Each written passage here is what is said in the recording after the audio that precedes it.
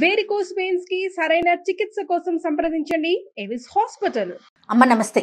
నమస్తే అమ్మ, ఈ మధ్యకాలంలో మనం ఎక్కువగా చూస్తున్నాము దీని మీద, అంటే నేను చెప్పే విషయం మీద కొన్ని స్వచ్ఛంద సంస్థలు కూడా పనిచేస్తూ ఉన్నాయి. ఏంటంటే సెకండ్ మ్యారేజ్ చేసుకోవటం. సెకండ్ మ్యారేజ్ అనేది నిజంగా చెప్పాలంటే కామన్ అయిపోయింది. దానికి ఒక ఏజ్ ఫ్యాక్టర్కి మనం అలవాటు పడిపోయాం. కానీ 50 దాటిన వాళ్ళు కూడా, 60s దాటిన వారు కూడా, ఆడవారు మగవారు కూడా ముందుకొస్తున్నారు. బహిరంగంగానే ముందుకొస్తున్నారు, బహిరంగంగానే వివాహాలు చేసుకుంటున్నారు. దీన్ని వేరే కోణంలో చూడొద్దు, చూడాల్సిన అవసరం లేదు, ఒక మనిషికి తోడు అవసరం అనే మాటలను కూడా మనం వింటూనే ఉన్నాం. మొన్న నేను ఒక వీడియో చూసానమ్మా. ఒక ఆవిడ, పెద్ద ఆవిడే, 50+ నుండొచ్చేమో. ఇట్లా తనకేదో ముందు మ్యారేజ్తో ఇష్యూ అయిపోయింది, అది బ్రేకప్ అయిపోయింది. ఇప్పుడు మళ్ళీ పెళ్లి చేసుకోవాలనుకుంటున్నాను, నాకు ఇన్ని ఆస్తులు ఉన్నాయి. అది చెప్పినప్పుడు ఆవిడ ధైర్యం భలే అనిపించింది. మీరేమంటారమ్మా? ఒక 5-6 ఏళ్ల క్రితము అదొక ఉద్యమంలా జరిగింది. 5-6-7 ఇయర్స్ క్రితం. ఎందుకంటే వాళ్ళ పిల్లలంతా యుఎస్ వెళ్ళిపోయారు. యుఎస్ వెళ్ళిపోయిన తర్వాత వీళ్ళంతా మంచి సంపాదనతో ఉన్నారు. పిల్లలు లేరు దగ్గరలో. ఇద్దరే భార్యాభర్త, ఇద్దరే ఉన్నారు. భార్య లేకుండా ఒక ఆవిడ, భర్త లేకుండా ముసలి వాళ్ళు ఉన్నారు. ఉన్నప్పుడు వాళ్ళు ఒంటరితనంతో బాధపడుతూ ఉన్నప్పుడు ఇది చాలా సక్సెస్ఫుల్గా జరిగింది నాన్న. ఇది 5-6 ఇయర్స్ క్రితం చాలా సక్సెస్ఫుల్గా జరిగింది. ఎందుకంటే ఒంటరిగా ఉండే మహిళలు ఎవరో తోడు కావాలనుకుంటారు, అది అవసరం కూడాను. తర్వాత పురుషులు కూడా ఒంటరితనంగా ఉన్నప్పుడు ఇటు అటు తిరగకుండా ఒక సంసారిక జీవితంలో గడపడం అనేది హిందూ సాంప్రదాయంలో మంచి అంశం కిందనే దీన్ని పరిగణించాం. కానీ దాని తర్వాత నా దగ్గరకు వచ్చిన కేసులు ఏంటంటే మళ్ళీ గొడవలు జరుగుతాయి. ఎందుకంటే ఇతను భార్య లేకుండా ఎన్నో ఏళ్ళు ఒంటరిగా ఉన్నాడు. అతను స్వీయ నిర్ణయాలతో ఉన్నాడు. మగవాళ్ళంటే ఎప్పుడైనా కూడా మొదటి భార్యనో రెండో భార్యనో కాదు, తను కొంచెం సపరేట్గా ఉంటారు వాళ్ళు. ఇప్పుడు మనం ఏదన్నా ఒక ఉదాహరణ చెప్తాను. ఏదైనా ఒక వీడియో చూడగానే, ఒక మనిషి చూడగానే ఏదో కొంచెం ఫీలింగ్ కలుగుతుంది. పని మనిషి రాలేదు, కరెంట్ లేదు, ఇమీడియట్గా మన భావాన్ని ఎక్స్ప్రెస్ చేసి చెప్పేయాలంతే. అవును, చెప్పకపోతే మనకు కడుపులో ఎట్లెట్టో ఉంటుంది. ఏంటి పని మనిషి రాలేదని చెప్తుంటే కూడా ఎవరు వినిపించుకోరు నాకు అంటే ఆ వర్డ్ కడుపులో నుంచి మనకు బయటకు వచ్చేయాలి. ఈ మగవాళ్ళు అలా కాదు. తము చాలా సైలెన్స్గా ఉంటారు. తమ ఆవిడ భావాల్ని ఈయన అర్థం చేసుకోడు, ఈమె భావాల్ని అతను అర్థం చేసుకోరు. మళ్ళీ విడిపోతున్నారు. నాకు తెలిసిన 4-5 కేసులు ఇలా మళ్ళీ. ఎందుకంటే ఆమె స్వతంత్రంగా బతికినటువంటి మనిషి ఈయన హ్యాండ్ ఓవర్లో ఉండడానికి ఆమె ఇష్టపడదు. ఈయన స్వతంత్రంగా ఉండి ఏదో కొంచెం ఈమె కంట్రోల్లో ఉండాలని ఆయన అనుకోడు. మరి అప్పుడు రెండోసారి మళ్ళీ పెళ్లి చేసుకోవాలనుకునేవారు విడిపోకుండా ఆదర్శంగా ఉంటే బాగుంటుంది. పోనీ అనేక కారణాల వల్ల విడిపోతున్నారు. దీన్ని మరి ఎట్లా అర్థం చేసుకోవాలి? ఇప్పుడు వయసు అయిపోయింది. ఫస్ట్ యంగ్ వయసులో అయితే గనక మీరు అన్నట్టుగా ఒక 25-30 ఏళ్లకు ఒక భార్య ఏదో కారణంతో చనిపోవడం కానీ, విడాకులు తీసుకోవడం కానీ, ఆవిడకి ఏదో రోగంతో కానీ, పిల్లలు పుట్టక కానీ విడాకులు తీసుకున్నప్పుడు రెండో భార్యతో మగవాడు అడ్జస్ట్ అవుతాడు.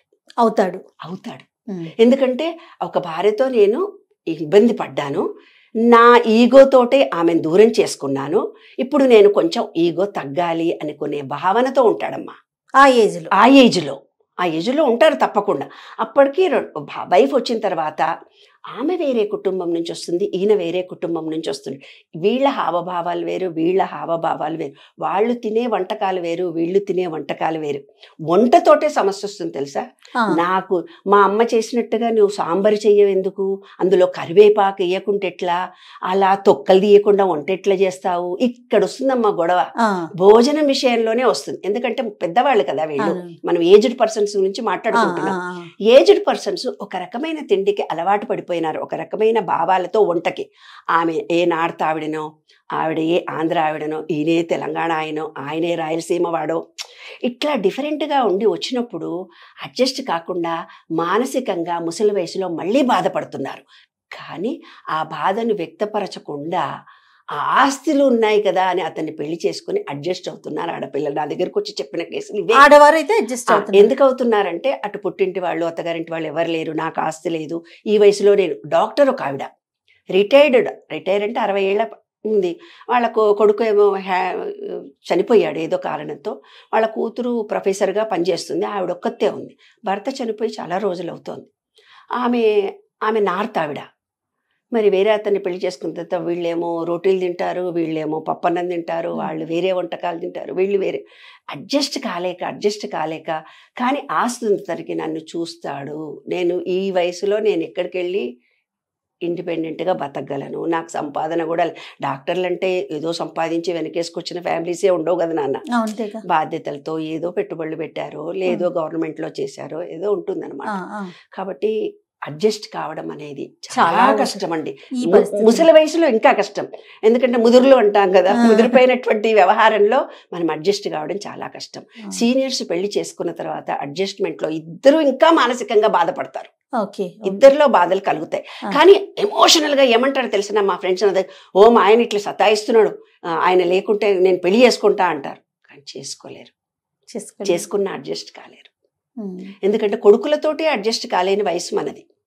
మా వయసు 60 తర్వాత అడ్జస్ట్ కాలేము. ఎందుకంటే అప్పటిదాకా నేను అనే వ్యవహారము, నా కోడలు, నా మాట, నా బిడ్డ, వాడు చెప్పినట్టుగా వినే భర్త కూడా వినడానికి ఒక రకమైనటువంటి వేవ్తో బ్రతికిన మనుషులము. అక్కడికి పోయిన తర్వాత మేల్ డామినేషన్ వస్తుంది. మేల్ డామినేషన్ ఫిమేల్ మీద చూపించిన, ఫిమేల్ డామినేషన్ మేల్తో చూపించిన వయసు కూడా సహకరించదు. అక్కడ ఏవో లోపాలు ఉంటాయి వాళ్ళకు కూడా, అంతే కదా. అలాంటి లోపాలు ఉన్నప్పుడు మళ్ళీ దూరాలు పెంచుతాయి, మానసికంగా మళ్ళీ కష్టపడతారు. మరి ఇలా చేసుకోవాలి అనుకునేటప్పుడు విమెన్ కి మీరు ఎలాంటి సలహా ఇస్తారు? మెన్ కి ఎలాంటి, ఆడవారికి మగవాళ్ళు ఇద్దరికి కూడా నేను సలహా ఇస్తాను. ఇప్పుడు వయసు అయిపోయింది కాబట్టి అడ్జస్ట్ అనే మెంటాలిటీ నేర్చుకోవాలి. ఒక పని మనిషితో ఎలా అడ్జస్ట్ కావాలని నేర్చుకుంటున్నారో, ఒక డ్రైవర్ రాకుండా డుమ్మా కొట్టినా సరిగ్గా పని చేయకపోయినా, నీ అవసరానికి టయానికి రాకపోయినా ఇరిటేట్ కాకుండా ఎలా అడ్జస్ట్ అవుతున్నావో వైఫ్తో కూడా. వైఫ్ అనేసరికి ఏమవుతుందంటే పూర్వకాలం ధోరణిలో నేను చెప్పినట్టుని నా కాళ్ళ కిందే పడి ఉంటుంది కదా అన్న ధోరణి వ్యవహారం ఉంటుంది. ఆ వ్యవహారాన్ని తగ్గించుకోవాలి, అడ్జస్ట్మెంట్ కాగలగాలి. ఉన్న పరిస్థితుల్లో ఉన్నట్టుగా మేల్ కానీ ఫిమేల్ కానీ. నేను వేరే వాతావరణం నుంచి వచ్చాను, ఈయనవైతే వేరే వాతావరణం నుంచి వచ్చాను, కొంచెం అడ్జస్ట్ చేసుకోవడానికి అలవాటు పడాలి. మన కుటుంబ వ్యవస్థ చిన్నాభిన్నం కాకుండా నీ వాడ చేసుకుంటాను, ఈమె నిడిచిపెట్టి ఇంకొక ఆమెతో పోతాను అనుకునే వయసు కాదు కదా నాన్న. ఆరోగ్య రీత్యా కూడా ఆమెకి ఏమన్నా డిసీజెస్ ఉండి బయటపడితే మళ్ళీ గొడవలు జరుగుతాయి. అందుకనే వయసు ఎక్కువ వచ్చి పెళ్లి చేసుకున్న వాళ్ళు ఇవన్నీ కూడా అర్థం చేసుకోవాలి. శారీరకంగా కూడా ఏమైనా బలహీనతలు మగవాడికి ఉండొచ్చు, ఆడదానికి. మగ ఆయన అందరు చూడ్డానికి పెళ్లి చేసుకున్నా శారీరకంగా ఆమెను సుఖపెట్టగలిగే అర్హతలు అబ్బాయికి ఉన్నాయో లేదో తెలీదు.